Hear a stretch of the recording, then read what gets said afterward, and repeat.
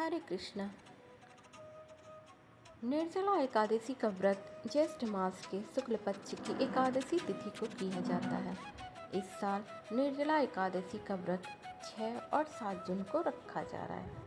हिंदू धर्म में इस व्रत का धार्मिक महत्व ही नहीं है, बल्कि शारीरिक और मानसिक स्वास्थ्य के लिए लाभकारी माना जाता है। इस दिन भगवान विष्णु की विधिवत पूजा करने के साथ निर्जला व्रत रखने का विधान है। इसके साथ ही इस दिन दान देने से कई गुना अधिक फलों की प्राप्ति होती है और समस्त पापों से मुक्ति मिल जाती है। इस दिन विष्णु जी, माँ लक्ष्मी जी की विधिवत पूजा करने के साथ ही व्रत कथा अवश्य पढ़ना चाहिए। आइए जानते हैं निर्जला एकादशी की व्रत कथा क्या है। भीमसेन व्यास जी से कहने लगे कि हे पितामह, भ्राता युधिष्ठिर, माता कुंती, द्रौपदी, अर्जुन, नकुल और सहदेव आदि सब एकादशी का व्रत करने को कहते हैं, परंतु महाराज, मैं उनसे कहता हूँ कि भाई, मैं भगवान की शक्ति पूजा आदि तो कर सकता हूँ, दान भी दे सकता हूँ, परंतु भोजन के बिना नहीं रह सकता। इस पर व्यास जी कहने लगे कि हे भीमसेन, यदि तुम नरक को बुरा और स्वर्ग को अच्छा समझते हो तो प्रति मास की दोनों एकादशियों को अन्न मत खा। भीम कहने लगे, हे पितामह, मैं तो पहले ही कह चुका हूँ कि मैं भूख सहन नहीं कर सकता।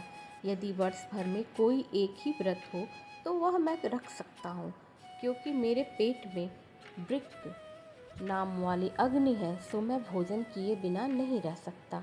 भोजन करने से वह शांत रहती है, इसलिए पूरा उपवास तो क्या एक समय भी बिना भोजन किए रहना कठिन है। अतः आप मुझे कोई ऐसा व्रत बताइए जो वर्ष में केवल एक बार ही करना पड़े और मुझे स्वर्ग की प्राप्ति हो जाए। श्री व्यास जी कहने लगे कि हे पुत्र, बड़े बड़े ऋषियों ने बहुत शास्त्र आदि बनाए हैं, जिनसे बिना धन के थोड़े परिश्रम से ही स्वर्ग की प्राप्ति हो सकती है। इसी प्रकार शास्त्रों में दोनों पक्षों की एकादशी का व्रत मुक्ति के लिए रखा जाता है। व्यास जी के वचन सुनकर भीमसेन नरक में जाने के नाम से भयभीत हो गए और काँप कर कहने लगे कि अब क्या करूं? मास में 2 व्रत तो मैं कर नहीं सकता। हाँ, वर्ष में एक व्रत करने का प्रयत्न अवश्य कर सकता हूँ। अतः वर्ष में एक दिन व्रत करने से यदि मेरी मुक्ति हो जाए, ऐसा कोई व्रत बताइए। यह सुनकर व्यास जी कहने लगे कि वृषभ और मिथुन की संक्रांति के बीच ज्येष्ठ मास के शुक्ल पक्ष की जो एकादशी आती है, उसका नाम निर्जला है। तुम उस एकादशी का व्रत करो। इस एकादशी के व्रत में स्नान और आचमन के सिवा जल वर्जित है। आचमन में 6 मासे से अधिक जल नहीं होना चाहिए, अन्यथा वह मद्यपान के सदृश हो जाता है। दिन भोजन भी नहीं करना चाहिए, क्योंकि भोजन करने से व्रत नष्ट हो जाता है। यदि एकादशी को सूर्योदय से लेकर द्वादशी के सूर्योदय तक जल ग्रहण न करे तो उसे सारी एकादशियों के व्रत का फल प्राप्त होता है। द्वादशी को सूर्योदय से पहले उठकर स्नान आदि करके ब्राह्मणों का दान आदि देना चाहिए।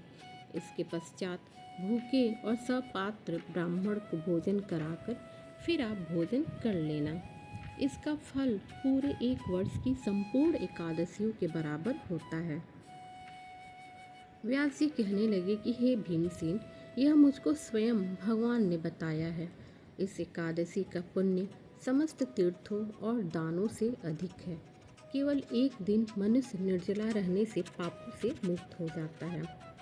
जो मनुष्य निर्जला एकादशी का व्रत करते हैं, उनकी मृत्यु के समय यमदूत आकर नहीं घेरते, वरन भगवान के पार्षद उसे पुष्पक विमान में बैठाकर स्वर्ग को ले जाते हैं।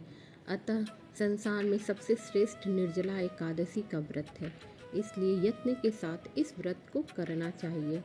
उस दिन ओम नमो भगवते वासुदेवाय मंत्र का उच्चारण करना चाहिए और गोदान करना चाहिए। इस प्रकार व्यास जी की आज्ञा अनुसार भीमसेन ने इस व्रत को किया, इसलिए इस एकादशी को भीमसेनी या पांडव एकादशी भी कहते हैं। निर्जला व्रत करने से पूर्व भगवान से प्रार्थना करें कि हे भगवान, आज मैं निर्जला व्रत करता हूँ, दूसरे दिन भोजन करूँगा। मैं इस व्रत को श्रद्धापूर्वक करूँगा, अतः आपकी कृपा से मेरे सब पाप नष्ट हो जाएं। इस दिन जल से भरा हुआ एक घड़ा वस्त्र से ढककर स्वर्ण सहित दान करना चाहिए। जो मनुष्य इस व्रत को करते हैं उनको करोड़ पल सोने के दान का फल मिलता है, और जो इस दिन यज्ञ करते हैं उनका फल तो वर्णन ही नहीं किया जा सकता। इस एकादशी के व्रत से मनुष्य विष्णु लोक को प्राप्त होता है। जो मनुष्य इस दिन अन्न खाते हैं वे चांडाल के समान हैं, वे अंत में नरक में जाते हैं। जिसने निर्जला एकादशी का व्रत किया है वह चाहे ब्रह्म हत्या हो, मद्यपान करता हो, चोरी की हो या गुरु के साथ द्वेष किया हो, मगर इस व्रत के प्रभाव से स्वर्ग जाता है। हे कुंती पुत्र, जो पुरुष या स्त्री श्रद्धा पूर्वक इस व्रत को करते हैं उन्हें अग्रलिखित कर्म करने चाहिए।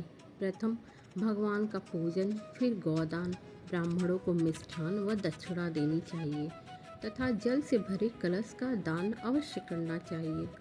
निर्जला के दिन अन्न, वस्त्र, उपाहन आदि का दान भी करना चाहिए। जो मनुष्य भक्ति पूर्वक इस कथा को पढ़ते या सुनते हैं उन्हें निश्चय ही स्वर्ग की प्राप्ति होती है। जय श्री लक्ष्मी नारायण।